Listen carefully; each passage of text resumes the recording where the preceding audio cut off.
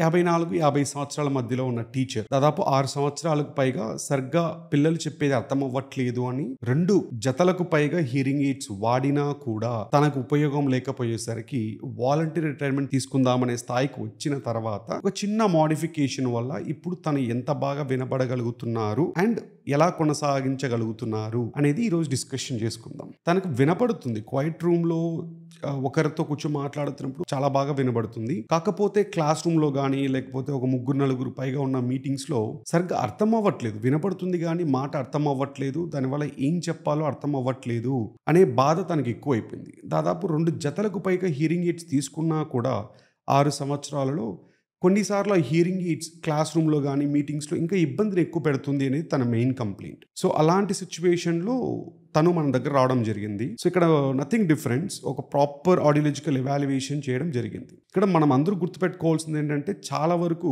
ఈ టింప్ and ప్యూటోన్ audiometry టెస్టులు మాత్రమే రాస్తూ ఉంటారు. అది ఈఎన్టీ కానీ లేకపోతే చిన్న చిన్న ఆడియోలజీ క్లినిక్స్ కూడా ఇవే చేసేస్తూ ఉంటారు. సో ఇది కరెక్ట్ కాదు.